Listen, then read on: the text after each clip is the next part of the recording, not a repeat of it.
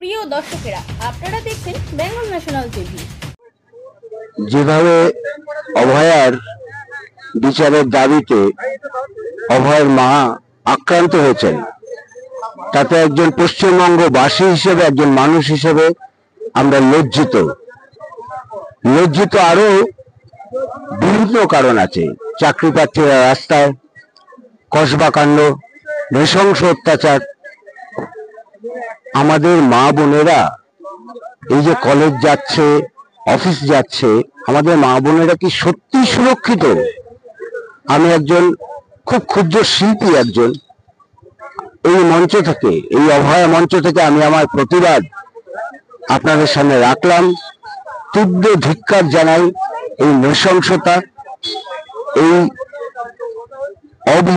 অবিচার যেটা চলছে, তার জন্য আমাদের তরফ থেকে আমি তো পথে থাকবই।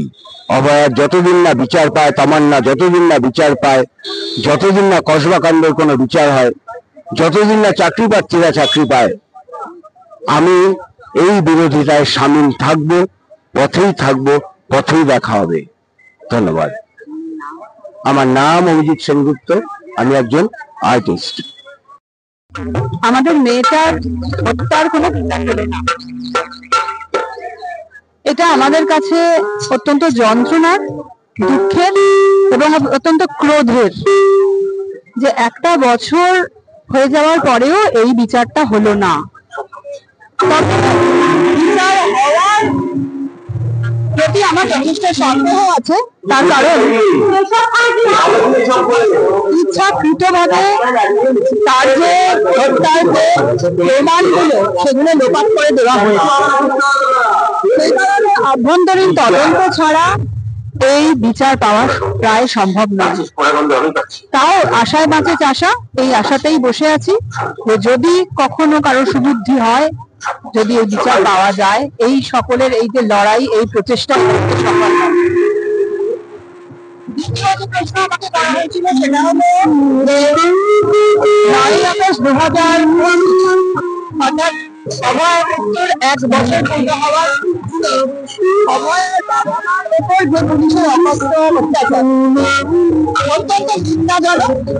এক সভ্য সন্তানের বাবা তাদের যে হত্যার বিচার চেয়েছিল সেটা দিতে তো পারেইনি, তার উপরে তারা প্রতিবাদ করছে বলে তাদের উপর পুলিশ বেরিয়ে দেওয়া, এটা তীব্র প্রতিবাদ জানাচ্ছি। আশা করবো ওনারা সুস্থ থাকবে, এই কামনা, এবং তারা তাদের যে হত্যার বিচার পান, এই কামনা। আমার প্রবাসী কালীগঞ্জ, আমার ছোট্ট তামান্না কামাল মমতা টিএমসির গুন্ডারা মেরে দিয়েছে। 2 মাস হতে চলছে আমার সোনাকে মেরে দিতে। অভয়া মেরেছিল 1 বছর হচ্ছে। যখন আমার তামান্না মানে দুঃখ প্রকাশ আজকে আমার তামান্না মেরেছে 2 মাস